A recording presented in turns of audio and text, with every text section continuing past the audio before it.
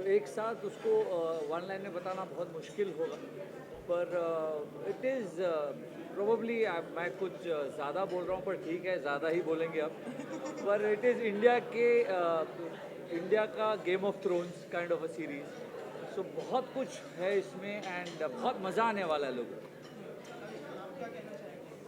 ये आप फैंटेसी कहो, लव स्टोरी कहो, एक्शन, जितनी भी, क्योंकि मैं ओटीटी की सारी सीरीज देखती हूँ, भले ही अच्छी हो बुरी हो।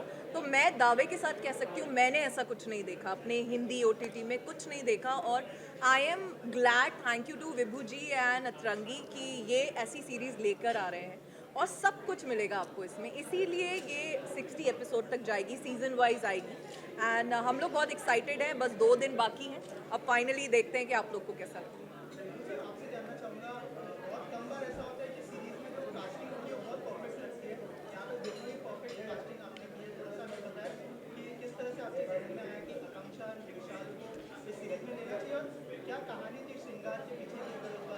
नहीं, मैं ये बिल्कुल नहीं कहूँगा कि कास्टिंग मेरी तरफ से थी। ये सोच ऑफ कोर्स हमारी जो सीनियर वीपी हैं निवेदिता बासु जी ने ही हम मुझे बताया कि विशाल परफेक्ट रहेंगे, और उन्होंने मुझे एक बार में फ़ोटो दिखाई और आकांक्षा के बारे में दिखाई।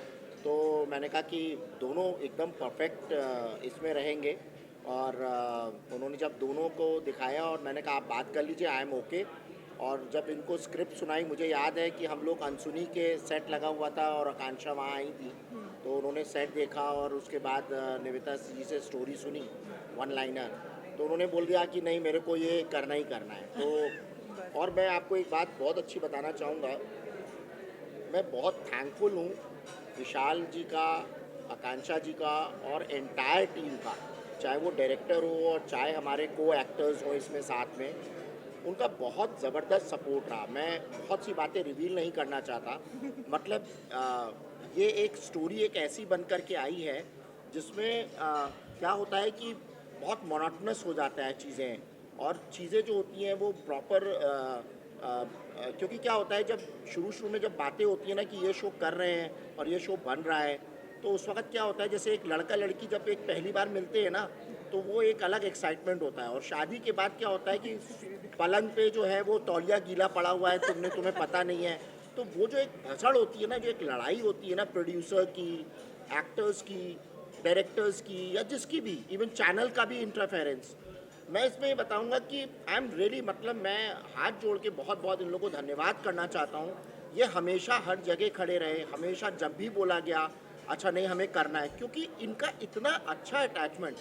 मैं बताऊं, मेरे पास 1000 घंटे का कंटेंट है और मैं बनाता रहता हूँ, और आगे भी मेरी कई सीरीज़ बन रही हैं, जैसे टार्जन वार्जन में बहुत अलग अलग चीज़ों में ला रहा हूँ।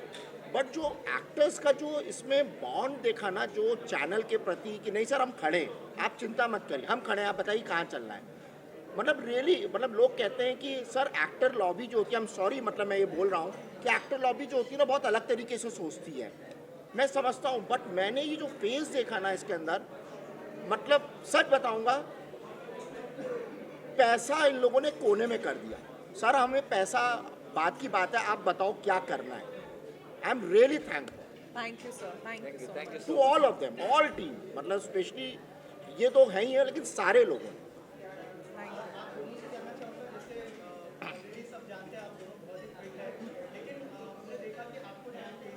जी।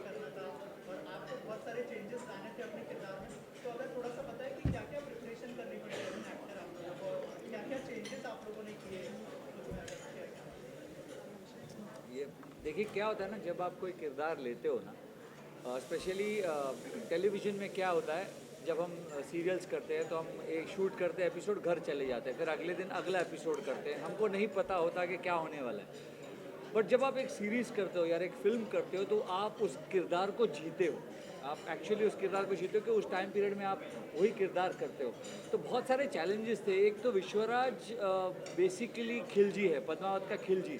तो मैंने तो जेन्युइनली मैनिफेस्ट किया, जैसे मैंने पहले भी कहा कि मैं जब पद्मावत देख के आया था, मुझे लगा था कि यार ऐसा कुछ करने मिल जाए। तो शायद ऊपर वाले ने बात सुन ली। कभी कभी आपके ज़ुबान पर सरस्वती माँ बैठी होती है।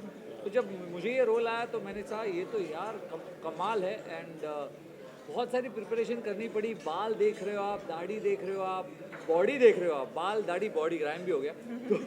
तो बहुत हम दोनों वर्कआउट करते थे। There was lot of action, injury होती थी, हाथ को लग गया, पैर को लग गया, लेकिन the show must go on, क्योंकि हमारे पास बजट कंस्ट्रेंट्स थे। हम लोग एक बहुत ही कम बजट में एक बड़ी चीज़ बना रहे थे, तो we understood that from production point of view.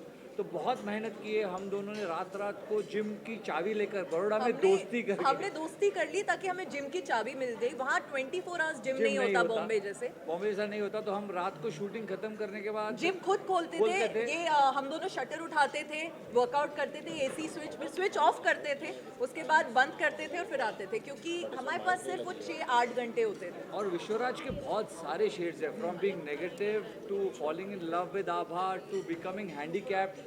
बहुत सारे शेड्स हैं। इनफैक्ट मैं आपको बता रहा हूँ, मुझे हमेशा ऐसा लगता था कि जो फेमस एक्टर्स होते हैं वो ये क्यों बोलते हैं कि एनिमल के बाद रणबीर कपूर ने 1 महीना कुछ थेरेपी की, या खिलजी के बाद रणवीर सिंह ने थेरेपी की, या शाहिद कपूर ने कबीर सिंह के बाद। पर ना ये सीरीज़ करने के बाद मुझे पता चला कि वो किरदार आप जब इतने टाइम तक करते हो, 80-100 दिन तक, तो कहीं ना कहीं आपके दिमाग में, जहन में रह जाता है। मैं खिलजी करके जब मैं विश्वराज करके जब वापस आया, तो एक हफ्ता लगा मुझे कम से कम to get out of that mould of not thinking like Vishwaraj. बहुत डिफ़िकल्ट हो जाता है। अब मैं समझता हूँ कि प्रोसेस क्या होता है। पूरी मेहनत की है हम दोनों ने और इनका आशीर्वाद रहा है। अब होपफुली आप सबको भी पसंद आए तो मज़ा आ जाएगा।